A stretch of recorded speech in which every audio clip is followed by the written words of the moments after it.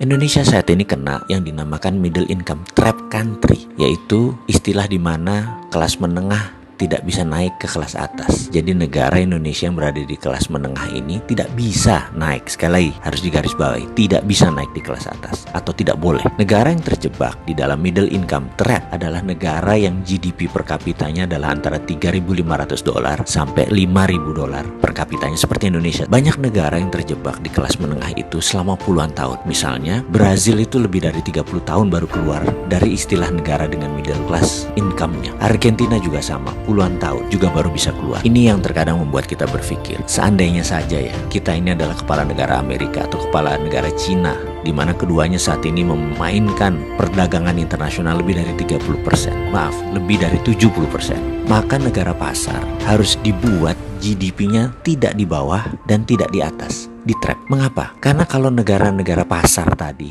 income-nya naik, maka negara tersebut harus menjadi negara produsen, dan ini malah menjadi kompetitor negara besar. Nggak boleh. Jadi nggak boleh negara tersebut jadi produsen. Kalau negara tersebut miskin, misalnya GDP-nya di bawah 1.000 per kapita, mereka nggak mampu beli barang Cina dan beli barang Amerika, dan kedua negara itu nggak mau membuat negara tersebut miskin. Makanya negara-negara market harus dijebak di tengah. Cara trapnya bagaimana dan mengapa harus di trap atau dijebak? Biasanya negara yang berpenduduk besar yang dijebak di tengah oleh negara kapitalis. Caranya dengan jangan jadikan mereka negara produsen dan manufaktur. Kedua, jangan jadikan mereka swasembada pangan. Terakhir, jangan mereka bisa mengendalikan energi. Ada sebuah perkataan dari Menteri Luar Negeri Amerika dulu namanya Henry Kissinger. You control the food, you control the people. You control energy, you control the country. Kalau mau mengendalikan rakyat, kendalikan pangan mereka. Kalau mau mengendalikan sebuah negara, kendalikan energi mereka, minyak bumi mereka. Kita kasih contoh sederhana negara Venezuela yang baru-baru ini.